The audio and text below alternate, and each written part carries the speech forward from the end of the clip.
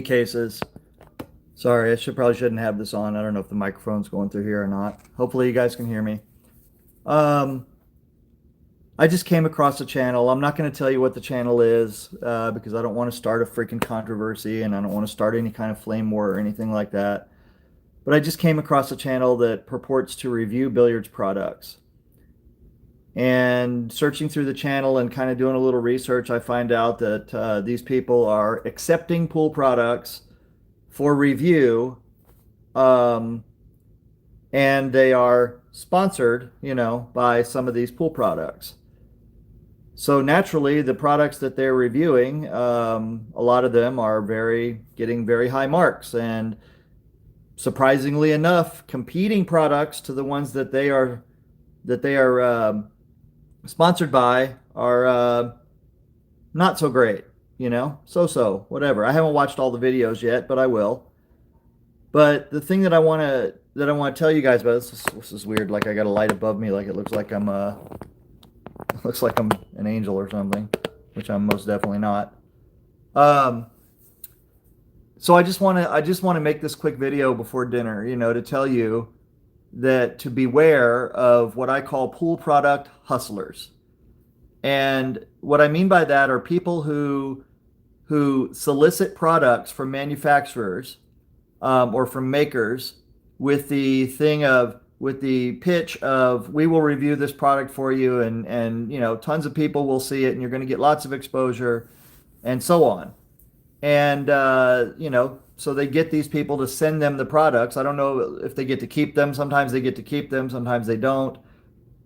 I don't know.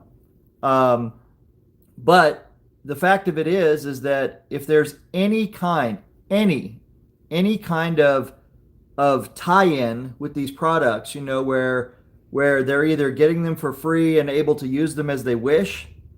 Okay, so they send them a product and they're like, yeah, sure, keep it, whatever, right?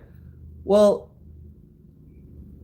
this obviously can be a scheme. It doesn't have to be. A person can be totally honest doing this, but you got to admit it looks pretty fishy on the surface. That's obviously, could be a scheme to just get pool products, right?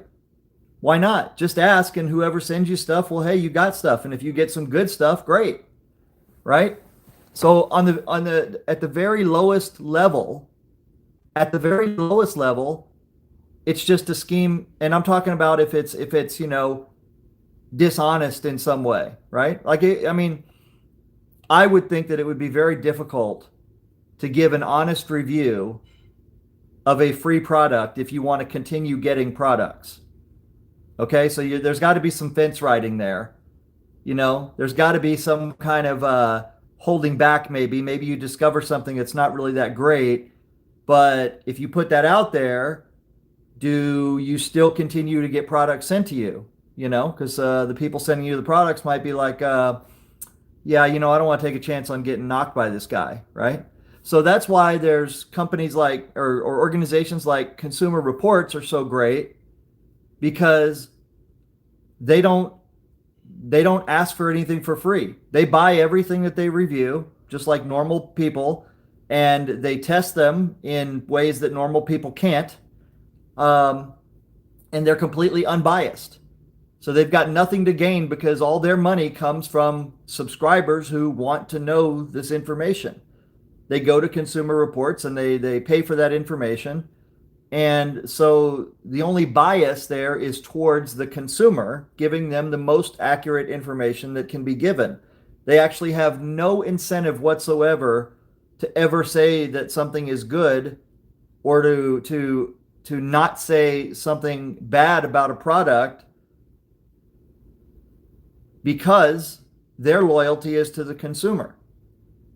So that's something that I want you guys to watch out for if you see these billiard product review videos showing up, is that some of these people, if you look deeper, you'll find that it would be very difficult, very very very difficult for them to be unbiased when they are doing their reviews. Okay.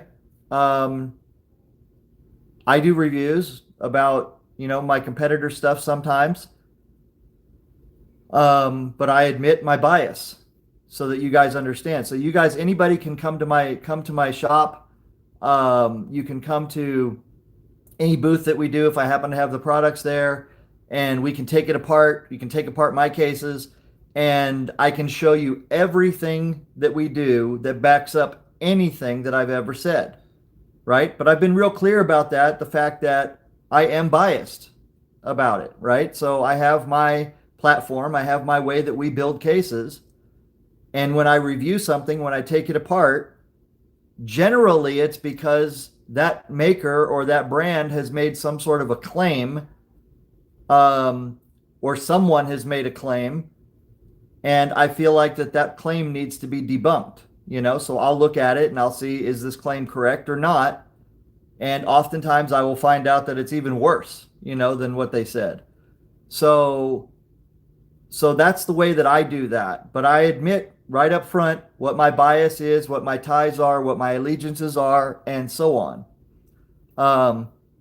And I'll tell you right away that I have had cases in my hand where if I did a review on it, there would be some things that I would want to say about the case, which probably wouldn't be very favorable for the maker. But the reason that I don't do those reviews is because the maker is not out there telling lies about their product. They're just putting their product out there, they're saying, here's my product, and if people want to buy it, buy it. So I don't have any reason to expose anything that I think is not up to par on that product.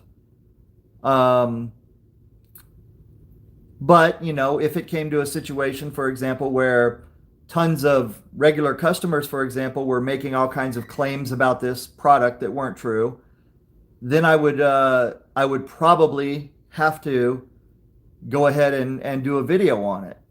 If I knew that what these customers were reporting was not accurate, although they wouldn't be reporting it as accurate because they were told this, necessarily by the manufacturer.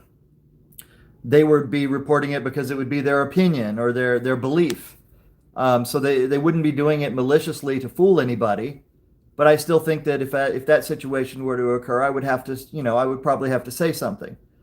But this other genre coming around of doing billiard product reviews where you're having products sent to you, I think that's problematic at best. It can be sketchy, especially if there is some sort of a tie-in there, if there's some sort of a sponsorship, or you're able to get free stuff from a particular manufacturer, and you've got a real good cozy relationship with them, and all your reviews of their stuff is glowing, that kind of thing is suspect, and it's a little bit sketchy. So I would warn you guys to look deeper, take such reviews as a grain of salt.